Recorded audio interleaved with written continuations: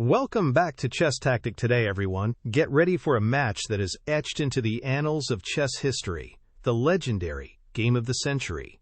On one side, we have international master Donald Byrne, a formidable American player, and on the other, a 13-year-old prodigy who would soon take the world by storm, the one and only Bobby Fischer. This isn't just a game. It's a masterpiece of tactical brilliance that announced the arrival of a legend. And we are off!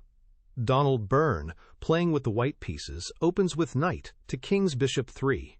A very flexible and modern way to start, keeping his options open. And Bobby Fischer, with black, immediately responds in kind. Knight to king's bishop 3. He's happy to see how white will set up before committing his central pawns. Pawn to queen's bishop 4. Byrne puts pressure on the center, staking his claim on the d5 square. This is a classic English opening setup, and there it is, pawn to king's knight 3. This signals Fischer's intention to fianchetto his bishop, adopting a hypermodern approach known as the Grunfeld defense. He'll control the center from the wings. Knight to queen's bishop 3. White continues with natural development, reinforcing control of the key central squares. Bishop to king's knight 2. Fischer places his dragon bishop on its powerful long diagonal, where it will slice across the entire board. Pawn to queen 4. Byrne decides to occupy the center directly with his pawns.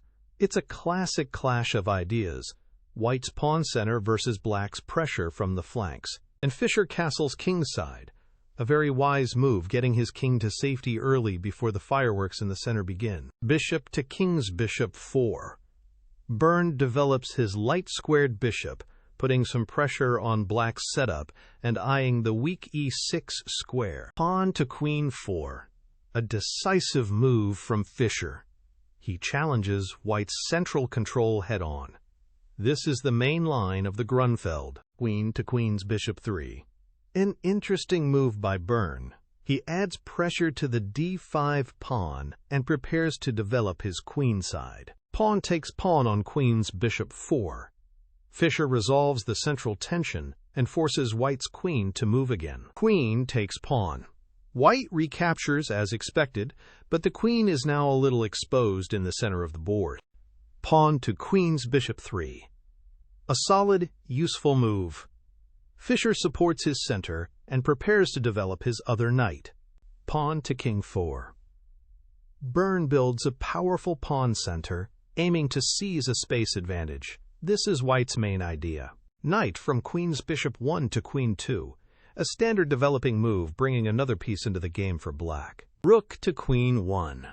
White places a rook on the open d-file, putting some indirect pressure on Fischer's position. Knight to queen's bishop 4. A great move by Fischer, kicking the white queen and redeploying his knight to a more active square. Queen to queen's bishop 5. Byrne keeps the queen active, pinning the knight on d7 to the king. Bishop to king's knight 5, and Fischer answers with a pin of his own. He attacks the white knight on f3, which is a key defender of the king. Bishop to king's knight 5. A slight inaccuracy from Byrne. He moves his bishop to a more aggressive square, but he overlooks the tactical storm that is about to be unleashed. And here it is. Knight to queen's knight 5.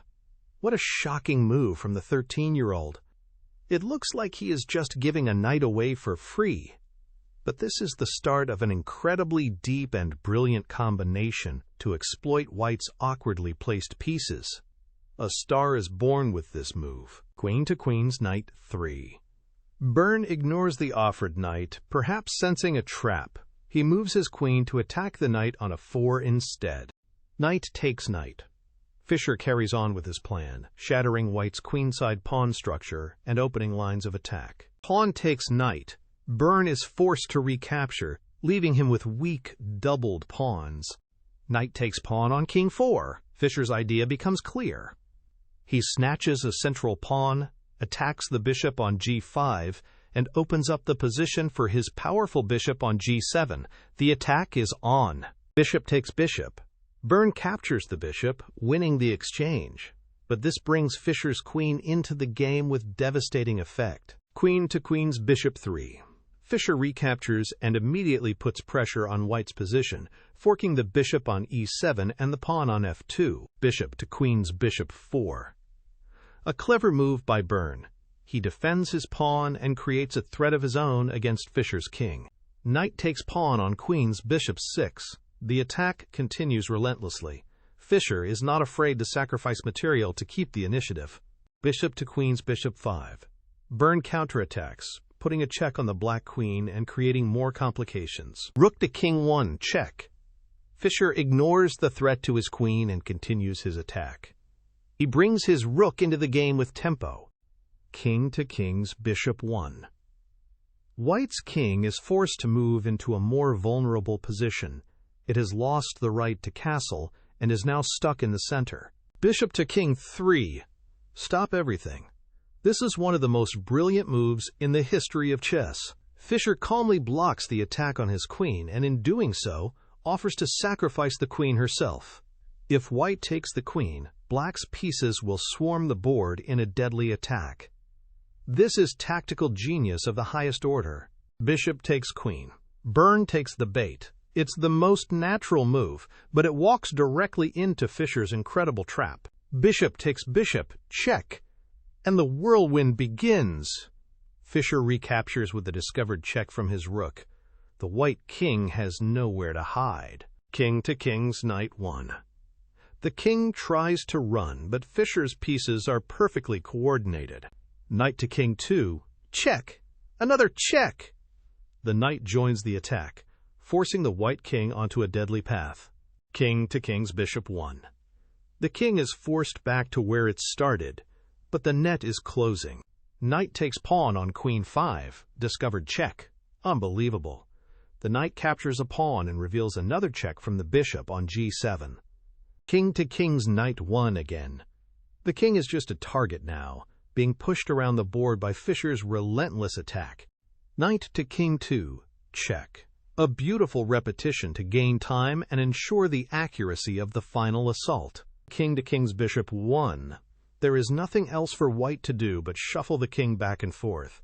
Knight to queen's bishop 6. Check! A final, brilliant discovered check. The coordination is simply perfect. King to king's knight 1. The king is cornered, with Fischer's pieces controlling every escape square. Pawn takes bishop. Fischer finally recaptures the bishop, clearing the a-file for his rook to join the final attack. Queen to queen's bishop 5.